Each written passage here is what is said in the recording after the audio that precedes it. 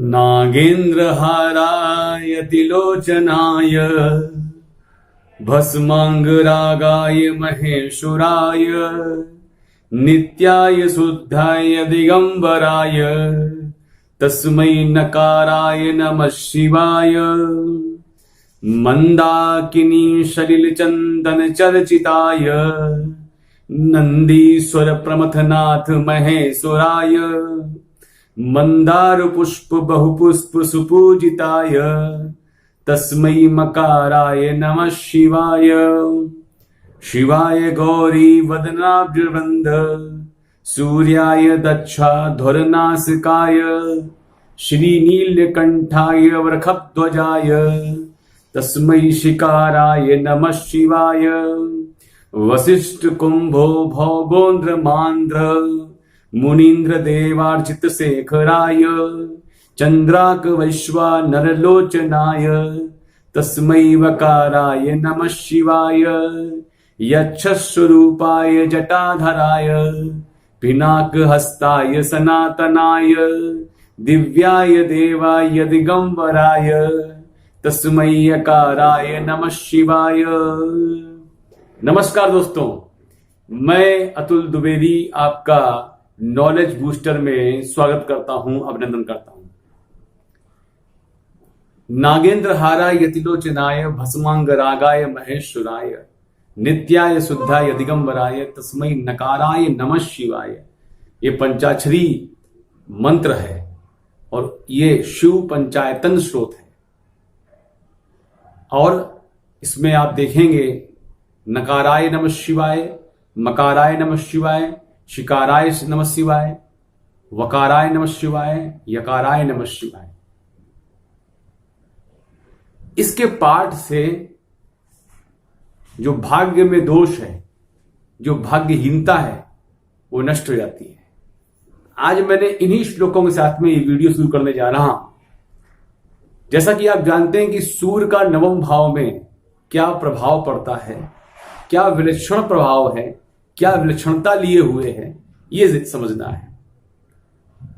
चूंकि कई प्रमाणिक श्लोक हैं और टेक्निकल प्रॉब्लम की वजह से वो वीडियो अब तक नहीं पहुंच पाई, तो अभी वीडियो लीजिएगा कि नवम स्थान पे अगर सूर्य है, भाग्य स्थान पर सूर्य है, तो क्या फल मिलता है। आइए चलते हैं।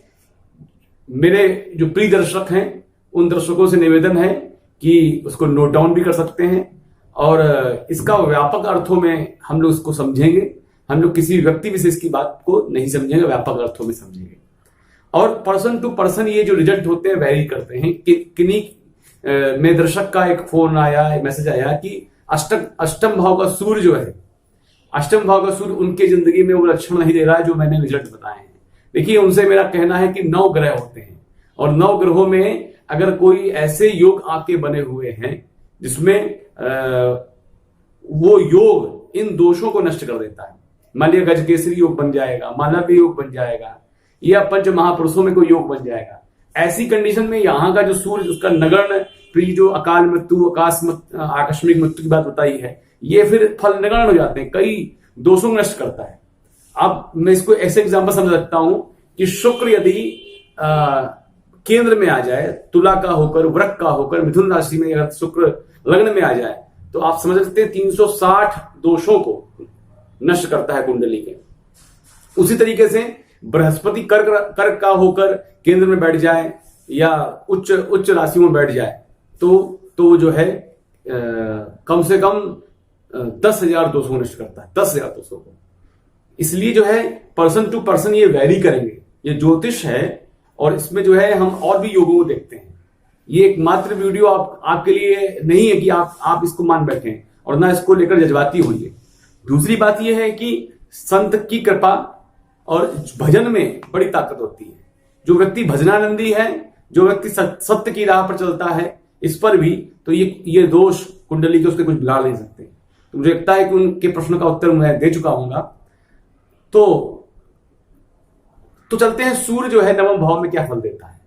जैसा कि आप ये होरोस्कोप देख रहे हैं, ये लग्न है, ये धन भाव, ये सहज, ये सुख भाव, शिक्षा पुत्र यहां से, विप्लोग यहां से, पत्नी यहां से, मृत्यु यहां से, भाग्य यहां से, कर्म, लाभ, खर्च, ये नवम भाव है। 1 2 3 4 5 6 7 8 9, ये भाग्य स्थान है। अब सूर्य यहां बैठा हुआ है, अकेले की बात मैं कर रहा हूं, सूर्य यहां अकेला बैठा हुआ है, किन्हीं ग्रहों के साथ में बैठेगा तो उसके लक्षण बन जाएंगे। तो सूर्य यदि यहां बैठा हुआ है तो क्या क्या जो है ऐसा व्यक्ति कैसा होगा। तो मैंने पूरा विश्लेषण किया तो उसमें निकल के आया कि सूर्य जो है यहां अपना क्रूर प्रभाव देता है, यानी कि सौम्य प्रभाव नहीं देगा, क्रूर प्रभाव देगा, इसलिए मिले जुले फल देता है। ऐसा मिले जुले का मतलब हो गया पॉजिटिव भी देगा, निगेटिव भी देगा। और ऐसे व्यक्ति के साथ में जो है जीवन में कोई भी कार्य करने चलेगा बिना अड़चनों के वो कार्य सिद्ध नहीं होंगे।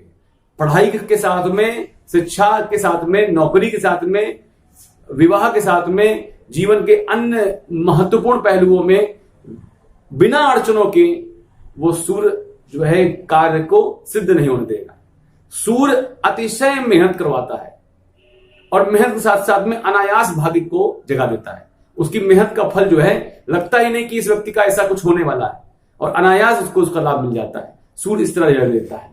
दूसरी बात यह है कि एक बड़ी ऐसी बात आई है जो मैं नहीं कहना चाहता था लेकिन कहना पड़ेगा कि बहिर्योग नालम, भृगु जी ने जो है यहां पर एक शब्द डाला है बहिर्योग नालम, एक श्लोक है। और श्लोक अगर मैं पढ़ूंगा बोलूंगा तो वीडियो लंबी होगी, तो वहां से शब्द लेंगे बहिर्योग नालम। और कुछ एक शब्द आया है विधर्मी, तो मैं इन शब्दों को थोड़ा सा एक्सप्लेन कर दूं कि बहिर्योग नालम क्या है। देखिए ऐसा व्यक्ति जो, एक तो इंग्लिश का वर्ड मैं जो बोलूं तो एक्सट्रोवर्ड और इंट्रोवर्ड, दो वर्ड होते हैं। तो बहिर्योग नालम का कुछ अर्थ जो है एक्सट्रोवर्ड से मिलता जुलता है। एक्सट्रोवर्ड से ऐसा व्यक्ति जो होता है उसके अंदर जो भावना होती है वो अपने मन से, अपने चित्त से, अपने हृदय से ईश्वर का मनन चिंतन करने वाला नहीं होता है। और कोई भी सत्कर्म उसके माध्यम से हो भी जाए तो वो केवल दिखावा मात्र होता है। और लेकिन उसके इष्ट मित्र जो बंधु वर्ग होते हैं वो यही समझते हैं ये तो बड़ा भजनानंदी है, बड़ा धर्मज्ञ है, बड़ा सत्यवक्ता है। इस वजह से जो है उसकी श्रेष्ठता साबित हो जाती समाज के अंदर और समाज में एक सम्मान को प्राप्त करता है। बहिर्योग नालम का अर्थ भी यही है कि योग को व्यक्ति अगर झूठे ही दिखावा में योग करने बैठ जाए तो लोग उसको योगी मान लेते हैं। बहिर्योग नालम का अर्थ यह भी है। बहिर्योग नालम का मतलब यदि है कि ऐसा व्यक्ति बहिर्मुखी होता है, यानी कि दुनिया की सब चीजें देख रहा होता है, दुनिया की बड़ी बारीकी को समझ रहा होता है, लेकिन अगर वो अंदर की बारीकी को समझ ले, अपने आप को जान ले, तो निश्चित रूप से उसका भाग्योदय है। वो जीवन पर्यंत उसका मन उद्विग्न रहता है, चिंतातुर रहता है। और फिर बात आती है विधर्मी की। विधर्मी मैंने क्यों कहा? मैं नहीं कह रहा हूं, ये जो ज्योतिष आचार्य हुए हैं उन्होंने विधर्मी कहा है। ऐसा जातक जो है विधर्मी के साथ साथ में पितृदोषी होता है, ये मैं नहीं कह रहा हूं, और गुरु जन विद्वेषी होता है। ये जो बात दो वर्ड आए हैं इन्हीं को एक्सप्लेन कर लेता हूं। विधर्मी का मतलब ये होगा कि वहां पे ये बात आई है कि ऐसा जातक जो होता है विधर्मी होता है, यानी कि अपने धर्म को छोड़कर दूसरे के धर्म को अपनाने वाला होता है। यानी हिंदू है तो मुसलमान क्रिश्चियन को धर्म को अपना ले, या उनके धर्म को, उनकी बातों को आत्मसात कर ले और उनके चलन कलन में लेके आए, उसको विधर्मी कह सकते हैं।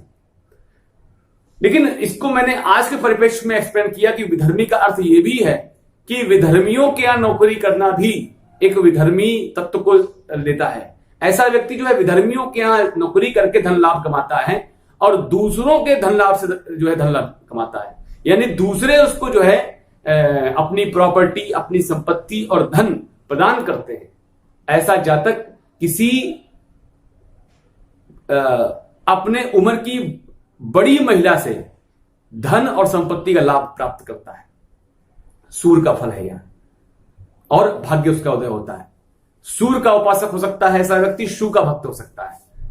और सूर्य और शिव के उपासक के साथ साथ में गुरुजन विद्रोही और पृथ्वी विद्रोही का अर्थ यही है कि ऐसा जातक इंटरकास्ट मैरिजेस को बढ़ावा दे सकता है, लव मैरिज। क्योंकि आज के युग में अगर इसकी बात की जाए कि पिता के धर्म का पालन न करना, अर्थात पिता की आज्ञा का पालन न करना, मतलब कि पिता चाहते हैं कि हमारे स्वजन धर्म की कन्या से जो है मतलब जो पुत्र प्राप्त हो वो मेरा वंश की बढ़ोतरी करेगा, और उसकी बात ना मानते हुए किसी विधर्मी कन्या से जो है विवाह कर लेना या विधर्मी कन्या के संग रहना, ऐसा जातक के स्वभाव में आ जाता है, जिसकी वजह से उसका जो है धर्म छिड़ जाता है।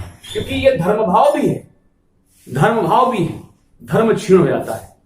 तुला का सूर तो निश्चित रूप से जो है व्यक्ति को म्लेच्छ बना देता है और भच्छ खाने के लिए प्रेरित करता है। विधर्मिता का स्वभाव यही कह सकते हैं।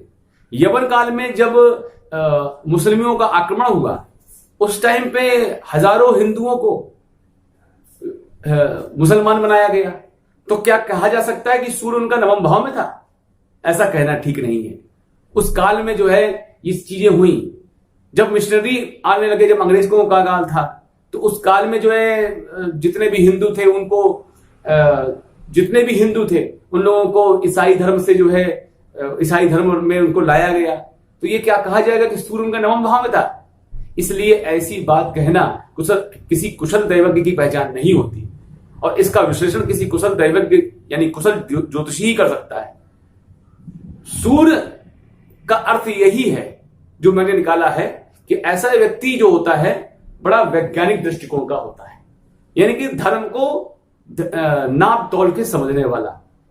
धर्म भाव में जो है एक सूर्य की तरीके से दृष्टि होती है। जो धर्म उसको जो है ज्ञान प्राप्त करवा दे, और जिस धर्म को वो आत्मसात कर ले लौकिक रूप से, पारलौकिक रूप से उसका कोई भी अर्थ नहीं होता है। पारलौकिक रूप से वो कुछ चाहता भी नहीं, लेकिन इस लौकिक रूप में वो बड़ी बड़ी महत्वाकांक्षा चाहता है। इसलिए सूर्य यदि बुध के साथ में बैठ जाता है तो बुधादित्य योग बना देता है। ऐसा जातक जो है अति महत्वाकांक्षी होता है, और निश्चित रूप से किसी कम्युनिकेशन डिपार्टमेंट, संचार डिपार्टमेंट में एक जो है अच्छा खासा पद प्राप्त कर लेता है। संचार उसका बड़ा गजब का होता है। साथ ही साथ में चारों ओर से कन्याओं से, लड़कियों से घिरा हो सकता है। संभवतः ऐसा हो सकता है कि वो जन्मभूमि से दूर एक प्रदेश वास करे, और प्रदेश में उसका मन संतृप्त नहीं रहता है, टेंशन में रहता है, जिसकी वजह से कभी कभी वो शराब इत्यादि का सेवन भी कर लेता है।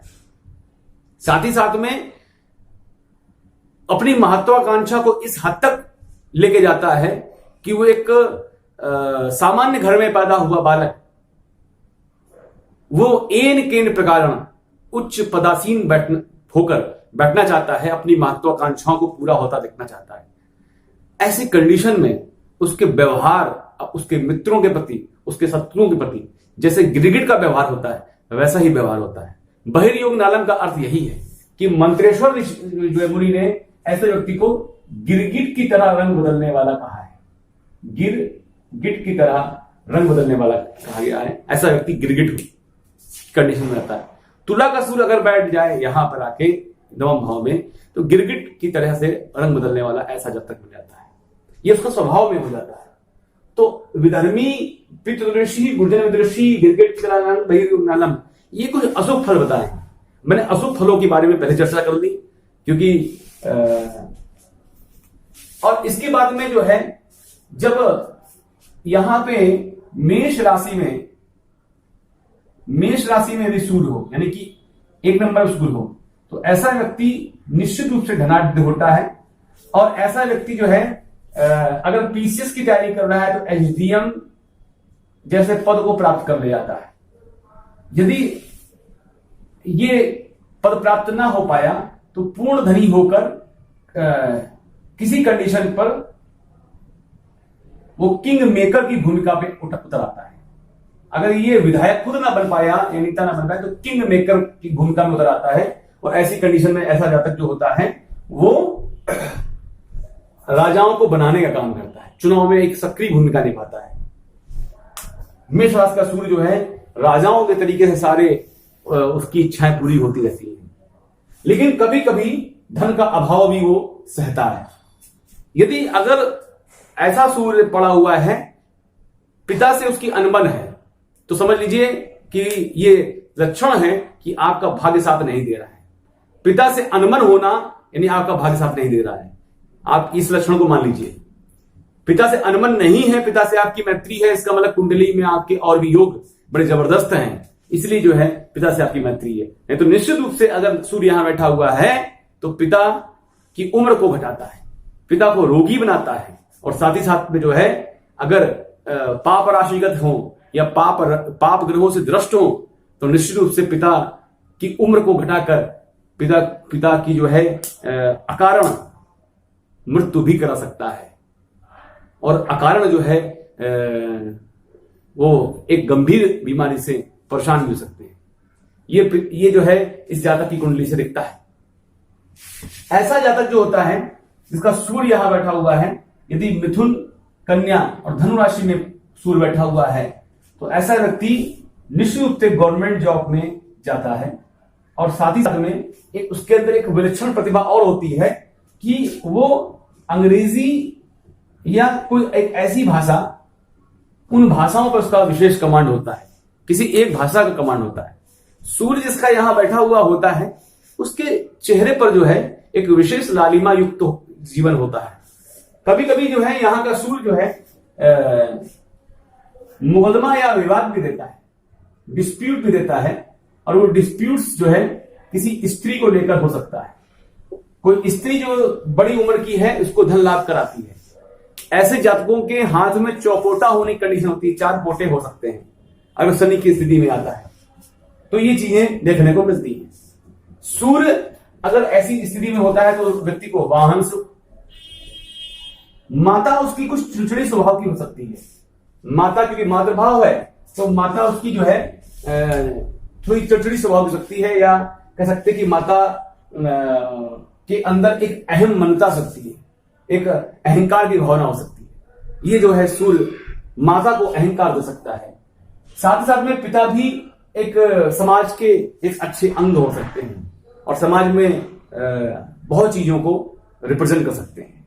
यदि सूर्य नीच राशिगत हो या राहु या शनि से दृष्ट हो तो ऐसा व्यक्ति, जो ऐसे पिता उसके किसी प्रॉपर्टी डीलिंग के काम कर सकते हैं, किसी जो है ठेकेदारी का काम कर सकते हैं, या कोई ऐसा काम जो कि आपराधिक प्रवृत्ति से जुड़ा हुआ हो लेकिन वो लीगल हो। मतलब कहने का अभिप्राय मेरा ये है, आप समझिए इस बात को, कि ऐसे काम जो गवर्नमेंट से जुड़े हुए हों, और सभी लोग तो गवर्नमेंट में नौकरी करते नहीं है, गवर्नमेंट से जुड़े हुए हों, गवर्नमेंट के कामों को सिद्ध करने वाला है और जनता का भी जो है उसमें सहयोग लेने वाला है, ऐसा उसका पिता हो सकता है। इससे उसके जनता में और गवर्नमेंट के अधिकारियों में एक विशेष पहचान उसकी बनती है। मतलब कि जिसको हम कह सकते हैं बिना तिलक का राजा, उसके पिता उसके बिना तिलक के राजा हो सकते हैं या होंगे। सूर्य की दृष्टि धन भाव में पड़ती है तो उसको हमेशा जो है धन का आगमन इससे मिलता रहता है। कभी कभी धन का अभाव भी देखने को मिलता है, मन संतृप्त हो जाता है, टेंशन में हो जाता है। इसके साथ में कोई एक ऐसी घटना जीवन में घटती है उसके, जिससे उसके जीवन में एक ड्रास्टिक चेंजमेंट आता है, एक अप्रतिम घटना घटती है। ऐसे जातकों पर एक दैवी प्रभाव भी होता है, लेकिन ऐसे समय पर जो है उसको उन दैवी लक्षणों को पहचान कर यदि वो उन पर काम करता है तो यह भाग्यवर्धक चीजें होती हैं। साथ ही साथ में जो है ऐसा व्यक्ति अगर अच्छी राशियों में सूर्य पड़ा हुआ हो तो गौ ब्राह्मण हितार्थ अर्थ, ऐसा व्यक्ति गाय, ब्राह्मण और विष्णु का आराधन करने वाला होता है। सत्य वक्ता भी हो सकता है, लेकिन ये ऐसा सत्य जो है बोलता है कि ऐसा झूठ बोलता है कि दूसरे को कष्ट भी ना मिले और अपना लाभ भी हो जाए। तो लाभ को लेकर झूठ भी बोल लेता है, क्योंकि सूर्य कभी कभी यहां जो है झूठ भी बुलवाता है, यदि नीच राशिगत हो या नीच स्थिति में हो। लेकिन नॉर्मली राशियों में हो, धनु राशि में हो, मीन राशि में हो, मेष राशि में हो, तो वो झूठ नहीं बोलता है। सूर्य के साथ में अगर मंगल बैठ जाता है तो ऐसा व्यक्ति डिफेंस सर्विसेज में जाने के लिए प्रतिबद्ध हो जाता है, आईपीएस या पीपीएस जैसी नौकरी प्राप्त कर सकता है। सूर्य मंगल की युति अति महत्वाकांक्षी योग बनाती है। ऐसा व्यक्ति प्रबल बलशाली होता है और जब उसकी बात कोई नहीं सुनता है तो हिंसक प्रवृत्ति का बन जाता है। सूर्य बुध के साथ में ऐसा व्यक्ति विशेष कम्युनिकेटिव स्किल लेकर पैदा होता है, और सूर्य शुक्र के साथ में ऐसा व्यक्ति विशेष कामुक होता है और लग्जूरियस लाइफ जीता है। सूर्य बृहस्पति के साथ में अगर युति संबंध बना हुआ है तो ऐसा व्यक्ति प्रोफेसर बन सकता है, किसी मंदिर का प्रवक्ता बन सकता है, किसी मंदिर आध्यात्मिक जीवन में रुचि दे सकता है, संगीतज्ञ बन सकता है और फिल्म इंडस्ट्री में भी काम कर सकता है। सूर्य बृहस्पति की युति बता रहा हूं मैं। सूर्य शनि की युति बन जाता है तो ऐसा जातक यदि शनि की पाप कर्तरी योग से बनता है तो ऐसा व्यक्ति जज इत्यादि बन सकता है। जी हाँ, मैं पहली बता रहा हूं, सूर्य शनि की युति लाभ भी दे सकती है तो भाग्य स्थान पर लाभ दे सकती है। अकेला सूर्य कुछ अनिष्टकारी है, कुछ अमंगलकारी है। वो अमंगल जो है मैंने बताया बहिर्योग न्यालम विधर्मी पितृषि, ऐसा जातक जहां वो प्रदेश में जाता है आसपास वो विधर्मियों को ही देखता है और कभी कभी उसके अंदर विधर्मी के गुण आ जाते हैं, सोच में विधर्मी के गुण आ जाते हैं, अपने धर्म की बात को वो नहीं मानता है। पुत्र और दारा, एक बात नहीं कही गई है कि सुत दारा और लक्ष्मी पापी के घर हो। तो सूर्य यहां पर जो है अगर बीज राशि में हो जाता है तो पाप कर्तरी यानी पाप करता ही बनाता है, क्योंकि कहीं कहीं ज्योतिषी ने सूर्य को क्रूर ग्रह और पापक ग्रह भी बोल दिया है। तो इसलिए जो है ऐसा व्यक्ति विशेष करप्टेड अधिकारी बन सकता है, करप्शन उसके जो है अलग में आ सकता है। सूर्य निश्चित रूप से जो है दृष्टि डाल रहा है तो उसकी एजुकेशन गजब की होगी और जितनी भी चीजें उसने याद की होंगी उसकी स्मरण शक्ति बड़ी तीव्र होगी और साथ ही साथ उसका जो है पहली संतान पुत्र होने की चांसेस रहते हैं और पुत्र बड़ा तेजस्वी होता है। लेकिन पुत्र के प्रति हमेशा यह व्यक्ति, जो भी व्यक्ति जिसका सूर्य नवम में है, कलुषित रह सकता है और पिता पुत्र में विरोध की स्थिति पैदा हो सकती है। निश्चित रूप से इसका पुत्र एक सिविल सेवा अधिकारी या राजपत्रित अधिकारी बनने के पूर्ण योग रखता है। यहां का सूर्य पंचम स्थान में दृष्टि डाल रहा है तो निश्चित रूप से ऐसा व्यक्ति विद्वान होगा, शिक्षित होगा और एक महत्वाकांक्षी व्यक्ति होगा और साथ ही साथ में जो है एक पद पदवी को धारण करने वाला व्यक्ति होगा। पत्नी के लिए जब बात करते हैं, इसकी पत्नी जो है विशेष विदुषी हो सकती है और द्विभार्या योग की स्थिति होती है। ऐसी स्थिति में जो है द्विभार्या का मतलब हो गया एक घर वाली एक बाहर वाली की स्थिति हमेशा जीवन में रह सकती है। ये भी कंडीशन दिखती है, द्विभार्या योग बनता है और विवाह से पहले किसी अन्य महिला से इसके संबंध होने के पूरे योग दिखते हैं। अब संबंध का अर्थ मेरा निगेटिव मत लीजिएगा, संबंध का अर्थ यही है कि जो है कभी कभी जो है कोई महिला किसी के लिए बहुत प्रभावशाली हो सकती है और धन का आगमन हो सकती है और ड्रास्टिक चेंजमेंट किसी न किसी तरीके से ला सकती है। यदि कुंडली में किसी स्त्री की जातिका कुंडली बात कर ली जाए तो जस्ट इसके उल्टे रिजल्ट आपको देखने को मिल सकते हैं। ऐसी जो लड़की होगी जिसका सूर्य यहां बैठा हुआ होगा उसका पिता बड़ा प्रभावशाली होगा और अच्छी लीडरशिप पावर लेकर रखा होगा। यदि ऐसी स्थिति नहीं बन रही है किसी की जन्मांग में, जो मैंने बता रहा हूं, जो लक्षण नहीं मिल रहे हैं, इसका मतलब यही है कि वो अपनी कुंडली में कोई ना कोई दोष लिए हुए है और इसके जो है मेरे हिसाब से जो रिजल्ट है वो 60% पॉजिटिव रिजल्ट पाए जाते हैं और 40% निगेटिव रिजल्ट आता है। इस 40% मतलब ये बहिर्योगम विदर्भी पितृदोषी गुरुजन, इनको अगर किसी ने बैलेंस कर लिया तो वो पूरा 100% रिजल्ट ये सूर्य देता है, भाग्य सूचक बन सकता है। लेकिन सूर्य के साथ में अकेला सूर्य के साथ में 60-40 का रेशियो होता है। मुझे लगता है कि काफी कुछ मैंने बताया है। हालांकि बहुत सी ऐसी बातें हैं जो छूट गई हैं क्योंकि इन वो बातें मैं डिस्कस नहीं करना चाहता हूं। ऐसे व्यक्ति को चाहिए कि वो इष्ट का ध्यान रखे, इष्ट के बल का विशेष वो करे और व्यसन से दूर रहे। जितना व्यसन में जाएगा उतना ये भाग्य का विरोधी बनेगा। ऐसे जातकों के लिए कहा गया है कि मंदिर इत्यादि में या कोई सत्कर्म करने में, जैसे कि गरीबों को जो है स्टेशनरी देने में या जो है गवर्नमेंट के जो अधीनस्थ कर्मचारी हैं उनसे पंगा ना लें। पंगा का मतलब हो गया उनसे जो है कोई विवाद ना करें और जो उच्च अधिकारी हैं उनकी बातों को मान के उनके ऑर्डर के हिसाब से काम करें तो लाभ मिलता रहेगा। मुझे लगता है कि सारी जानकारी आपको अच्छी लगी होगी। लाइक करें, सब्सक्राइब कीजिए, कमेंट कीजिए। कमेंट आके जरूर बताइए कि जो मैंने आपको फैक्ट बताए हैं वो कितने सही हैं। साथ ही साथ में मैंने अभी कुछ अधूरे फैक्ट बताए हैं, पूरे फैक्ट नहीं बताए क्योंकि ये कुछ गुप्त बातें होती हैं। इसको मैं सीधे आपसे वीडियो पर नहीं कह सकता। इसलिए अगर आपको जो है किसी को अपना जन्मांक दिखवाना हो, अपने गुण दोषों के बारे में जानना हो तो विश्लेषण क्षमता के लिए आप मेरा 8765061322 नंबर पे अपनी कुंडली भेजें और मुझसे मुझको ऑर्डर देकर अपना कुंडली बनाओ हाथ से या उसकी प्रोटेक्शन करवाएं। नमस्कार।